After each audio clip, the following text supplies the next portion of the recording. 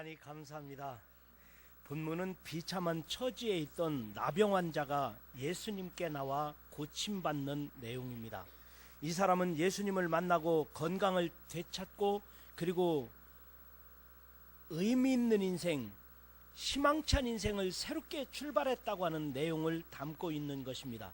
아마도 이 나병 환자는 이제 이 나병 때문에 가족과 헤어져야 했고 그리고 사회생활을 할 수 없는 격리된 생활을 했다가 이제는 예수님을 만나고 정상으로 회복된 정상적인 생활을 할 수 있었으니 얼마나 감사한 일이었겠습니까?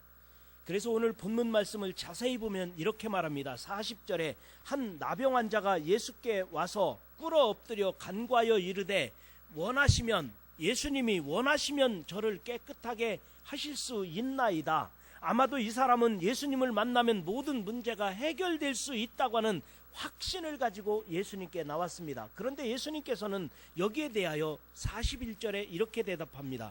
예수께서 불쌍히 여기사 손을 내밀어 그에게 대시며 이르시되 내가 원하노니 깨끗함을 받으라.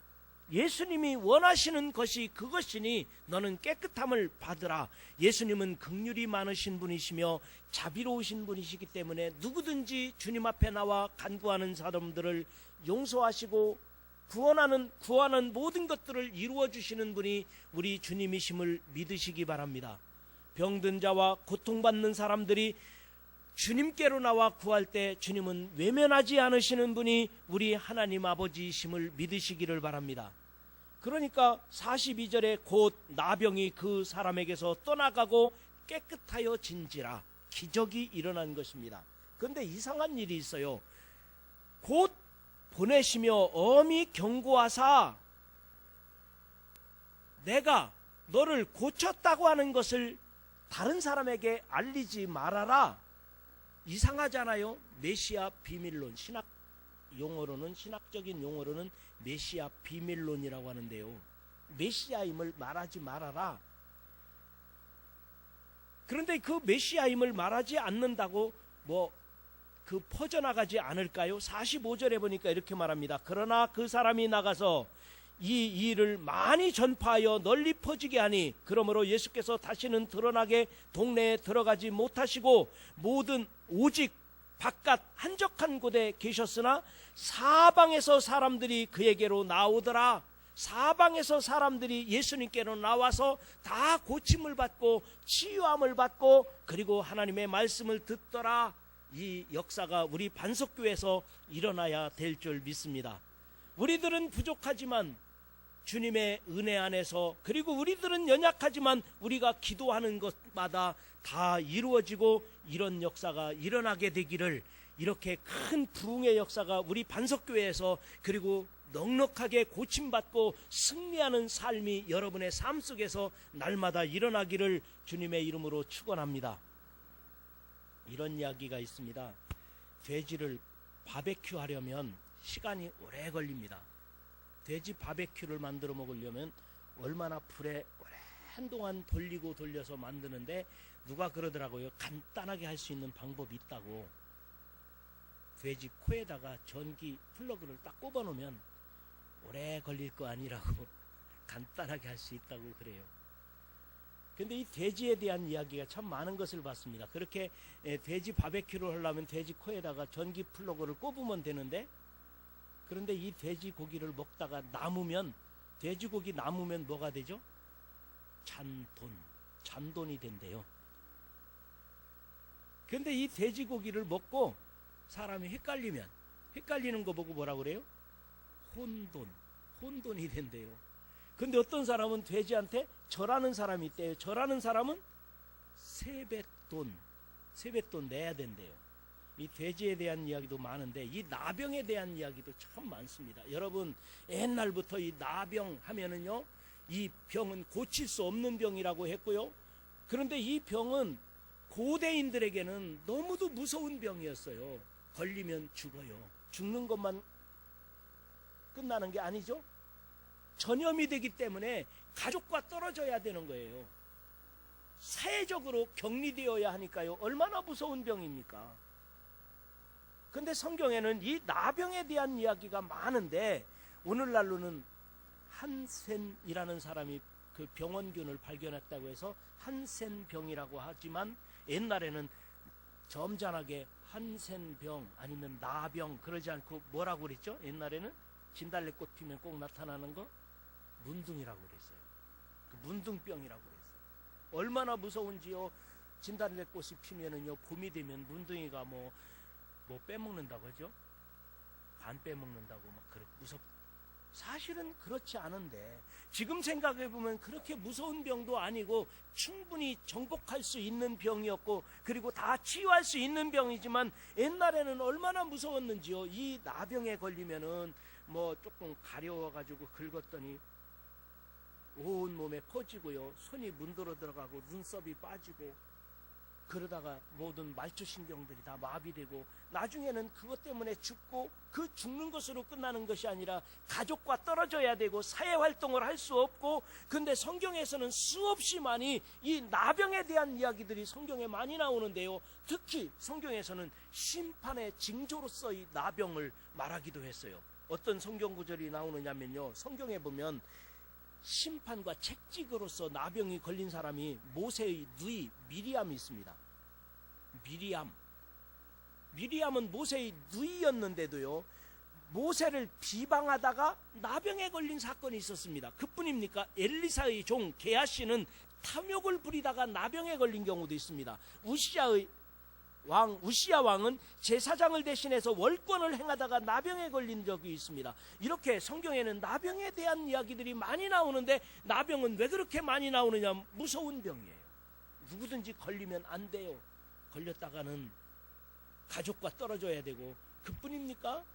사회적으로 격리되고 도저히 견딜 수 없는, 그렇게 죽어가는 아주 무서운 병이 나병이었던 거예요. 그런데 예수님께로 이 나병에 걸린 사람이 왔어요. 예수님께로 와서 예수님을 만난 거예요. 그리고는 응답받는 기도, 응답기도를 경험했던 것입니다.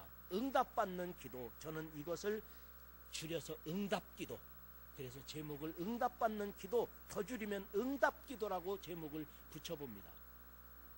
응답받는 기도를 했던 것입니다.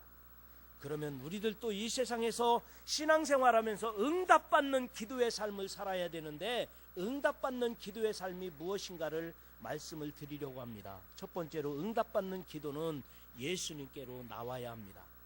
나병 환자는 예수님께 대한 소문을 많이 들었습니다. 그분을 만나면 병 고칠 수 있다.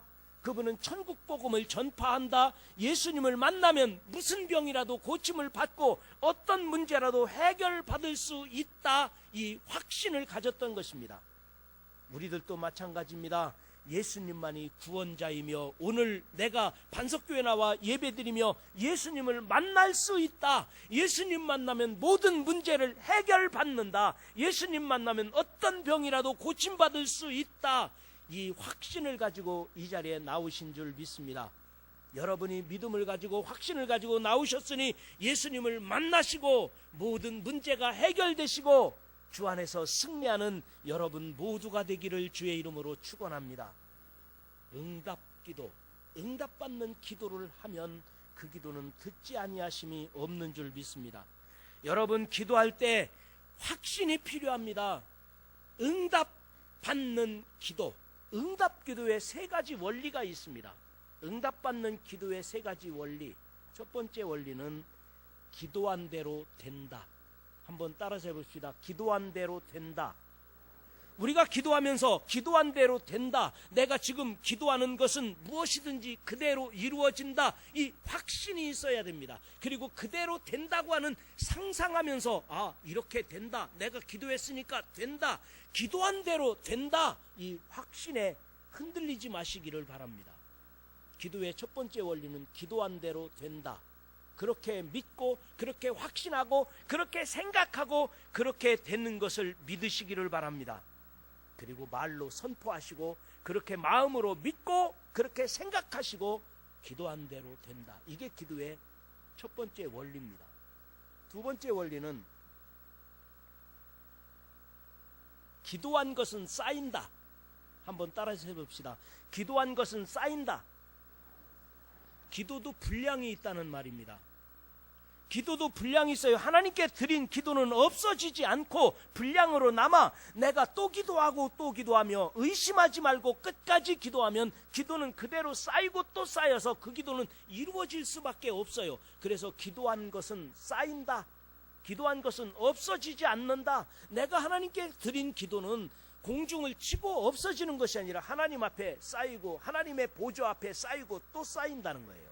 이것이 기도하는 사람의 두 번째 응답받는 기도의 원리, 두 번째 원리입니다. 세 번째 원리가 있습니다. 기도는 나빠지지 않는다. 한번 따라서 해봅시다. 기도는 나빠지지 않는다.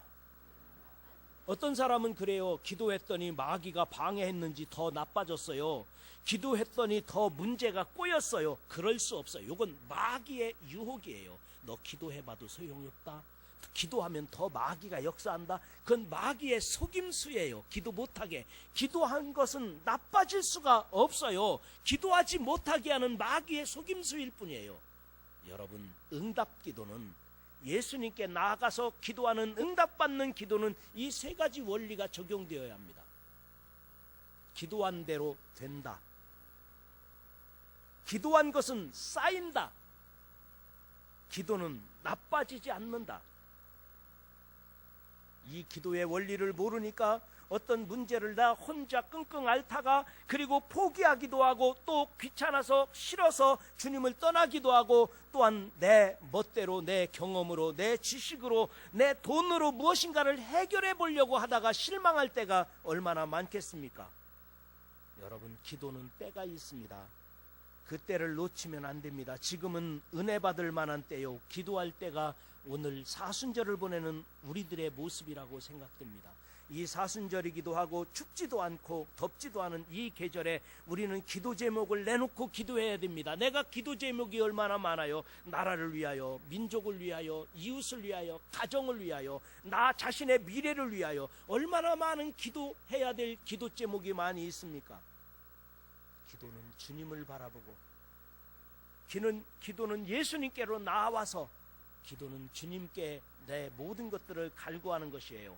응답받는 기도의 원리를 생각하면서 옛날에 우리 교회 여기 성전을 짓기 전에 먼저 성전에서 제 방에 공간이 좁으니까 제 방이기도 하고 기획위원실이기도 하고 또 재정을 거기서 보기도 하고 그래서 그 방에 제 방에 캐비넷이 있었습니다. 금고죠. 재정을 그 재무부가 그 캐비넷을 열을 때면은 비밀번호가 자꾸 틀리는 거예요. 비밀번호를 잊어버려 가지고 저한테 비밀번호를 열어달라는 거예요. 그 캐비넷 금고 캐비넷 이 열을 열어달라고 그러면 저는 외우고 다니나요? 저도 몰라요. 그래서 열어달라고 그래서 한 권사님이 열어달라고 해서 한참을 쳐다보고 하나님 어떡하죠? 하나 돌렸어요. 맞았어요. 또 한참 생각하고 또 반대로 돌려서 맞았어요. 또 세 번째로 네 번째로 비밀번호 금고는 복잡해요. 그리고 마지막에 딱 맞추고서 짜잔 열었더니 열린 거예요. 그랬더니 권사님이 야 목사님 대단하시네요. 하나님께 기도하면 그렇게 번호까지도 알려주시나 봐요.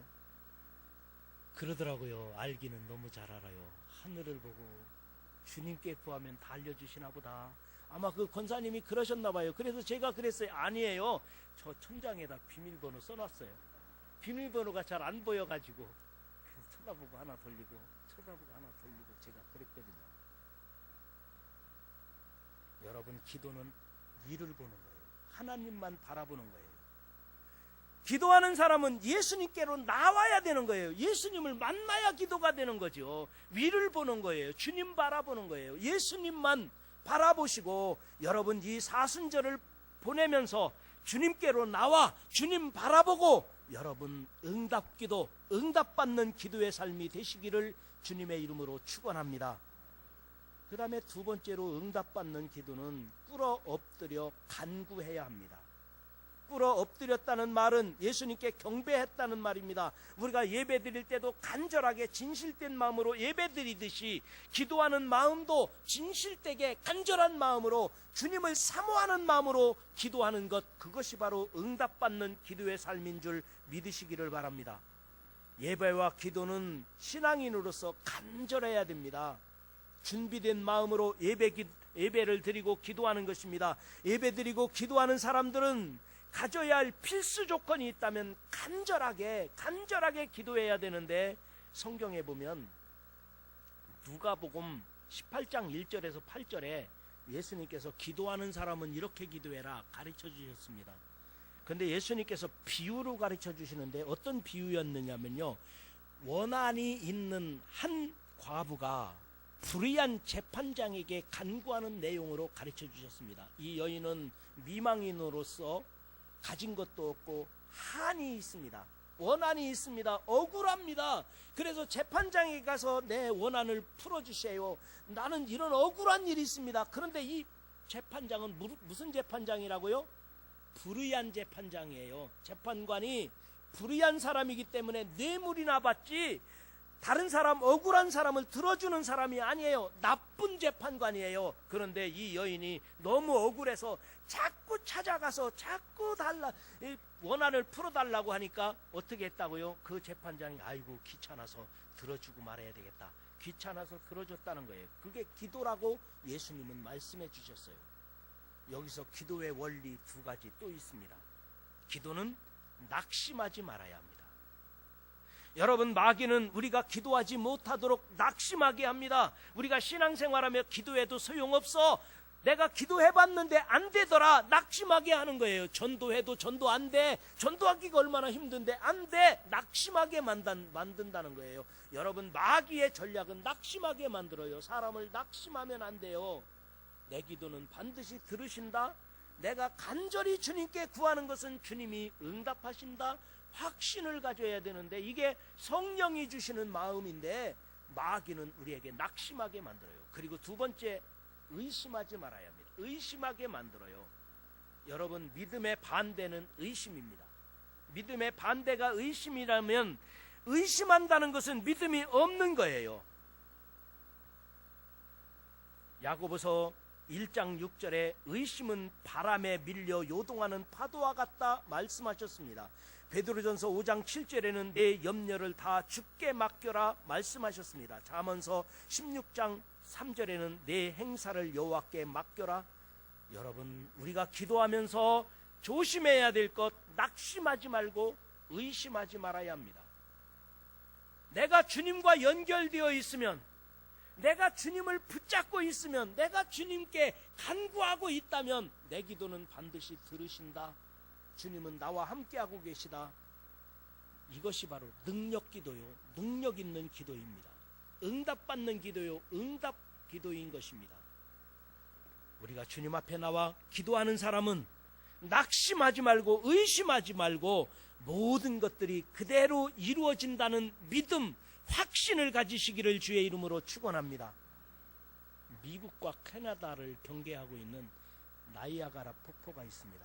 근데 나이아가라 폭포는 그 상류는 물이 좀 원만하게 유유히 고요하게 흐르는 큰 호수인데, 폭포 지점에 와서는 여지없이 사정없이 떨어지는데요, 여기 장엄한 모습을 내고 있습니다. 근데 이 나이아가라 폭포 꼭 위에선, 상류에서는 물이 유유히 흐르는 고요한 호수니까요, 여기에서 보트를 타고 레저를 즐기는 사람들이 있습니다. 그런데 여기서 끝까지 가면 어떻게 된다고요? 나이아가라 폭포에서 그냥 떨어지니까요, 흔적도 찾을 수 없겠죠. 그런데 여기서 보트를 타다가 두 사람이 그 보트에서 뒤집히는 바람에 떠내려가고 있어요. 수영을 해서 좀 나오면 좋은데 떠내려가고 있는 거예요. 유유히 조용히. 그래서 야, 큰일 났다. 저렇게 끝까지 떠내려가다는 큰일 나지. 그래서 사람들이 밖에서 바줄을 던져가지고 줄을 던져서 두 사람이 간신히 잡았어요. 얼마나 불편하겠습니까? 그 줄을 잡고 이제 밖으로 나오고 있는데 위에서 큰 보트가 또 내려오는 거예요. 조용하게 유유히. 그 뒤집힌 보트가 또 내려오니까 한 사람이 불편한 밧줄 둘이 잡고 있다가 불편하니까 한 사람이 놓고 그 보트를 올라탔어요. 보트를 올라탔으니까 편하잖아요.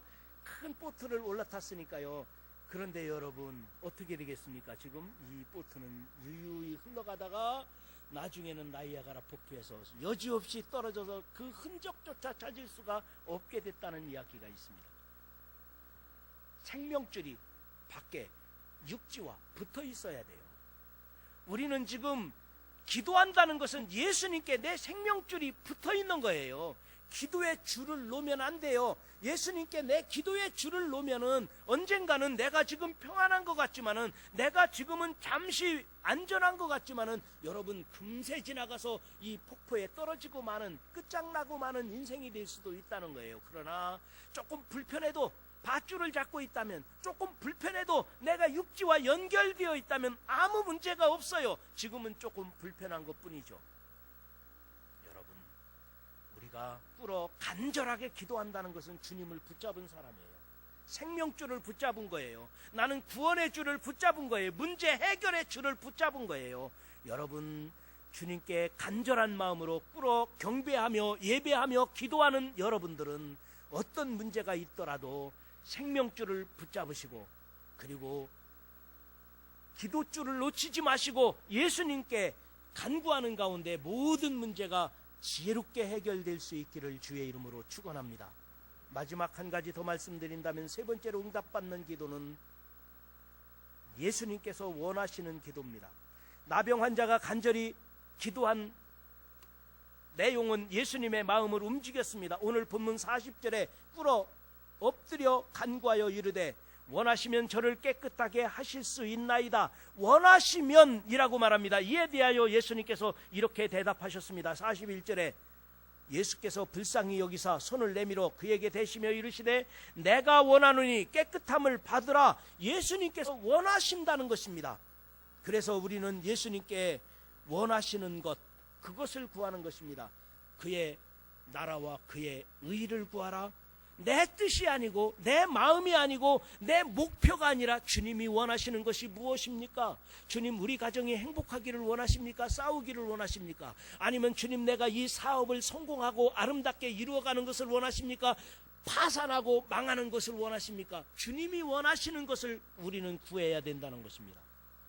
이 똑같은 말씀이 마태복음 8장 1절에서 4절에도 똑같이 나옵니다. 그래서 마태복음 8장 1절에서 4절을 다시 읽어봤더니 여기에서도 내가 원하노니 라고 예수님께서 친히 말씀하셨습니다. 예수님이 원하시는 것을 구하자는 것입니다.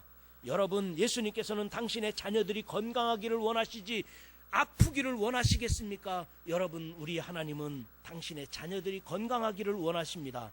주님께서는 우리 문제가 해결되기를 원하십니다. 주님께서는 여러분들이 성공하기를 원하십니다. 주님께서는 여러분들이 감사하며 살기를 원하십니다. 그것이 주님이 원하시는 것이 무엇이냐를 묻는 거예요. 그래서 우리가 기도하는 것은, 우리가 응답받는 기도의 생활은 예수님이 원하시는 것, 예수님이 원하시는 것이 무엇입니까? 예수님이 원하시면 나를 이렇게 하시기를 원합니다. 예수님이 원하시면 내가 이렇게 할 수 있습니다. 예수님이 원하시면 나는 성공할 수 있습니다. 예수님이 원하시면 나는 모든 것을 이룰 수 있습니다. 예수님이 원하시는 것을 구하라는 것입니다. 여기 환자도, 나병 환자도 예수님께 나와 예수님께서 원하시면 저를 깨끗하게 하실 수 있습니다. 그랬더니 예수님께서 내가 원하노니 깨끗함을 받으라, 예수님께서 선언하신 것입니다. 그래서 우리는 그 하나님을 전능하신 하나님이라고, 무서부재하시고 전지전능하신 하나님이라고 신앙 고백합니다.